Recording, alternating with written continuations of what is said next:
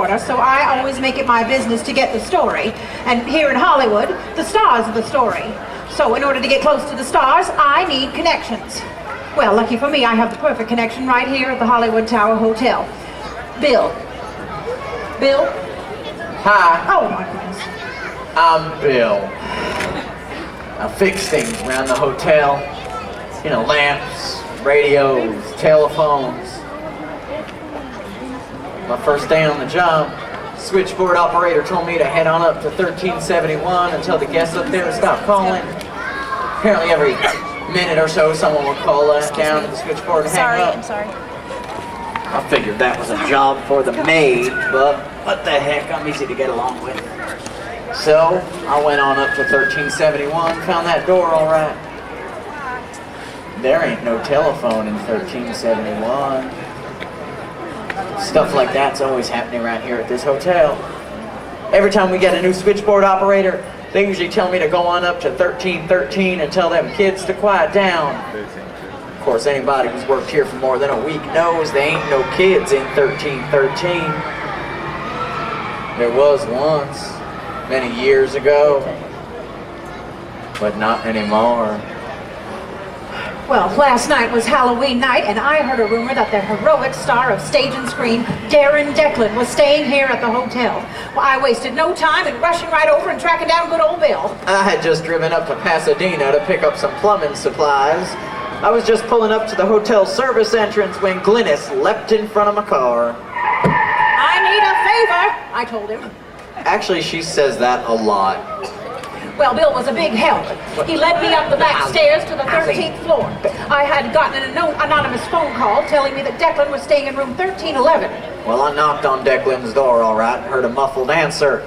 I'm here to fix your sink, I told him, which was true.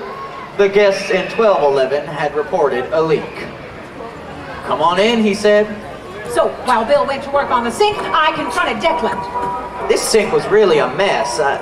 Something was really clogging this up. Okay, mister, I told him, your life story is the scoop of the century, and I want it. I was gonna have to take this whole thing apart just to find out what was in there.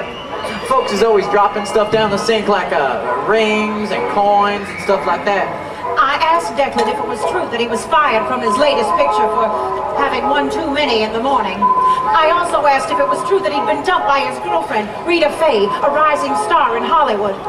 Give it to me straight, mister, I told him. No, demanded. That's right, this was front page stuff. Finally, I found what the problem was. It was the cap to a medicine bottle.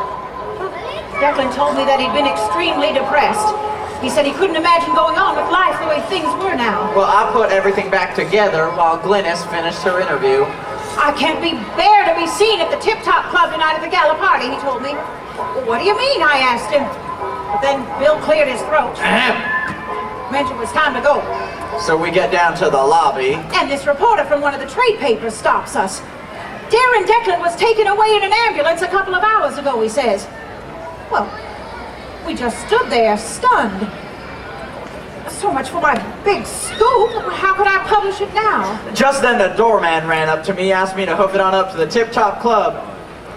That's a swanky nightclub on the top story of the hotel. Well, it seems like the band leader's microphone wasn't working, and there was a rumor that Clark Gable was going to stop by and make a toast from the stage, and just in case he actually did show up, we wanted to make sure he could be heard in the crowded nightclub. Oh, well, Clark Gable? Well, maybe this night wasn't a total loss after all. I told him, you've got to get me into that party. Well, I felt kind of bad for her.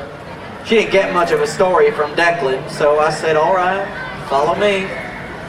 We get into the elevator and I press 13. Just then, there was this crash like thunder, and the whole building shook and the lights went out.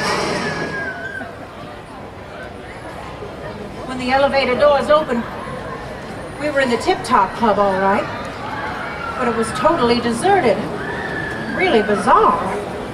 We walked in to the darkened room. Darren Declan was there, sitting in a director's chair all by himself. You wanted a story, he asked me. I've got a whale of a story, he said. Remember that bottle cap your friend found in the sink? And then his eyes got weird. like he wasn't really there anymore. He said, that cap went to the bottle of sleeping pills, which I took 4 hours ago. It was true. The great movie star Darren Declan had killed himself on Halloween night 1939. He died 2 hours before we arrived in his room. And then, and I don't know what it was,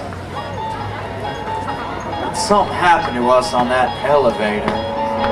When we stepped on, I was just another reporter after a story. But when we stepped off, We somehow became part of the story.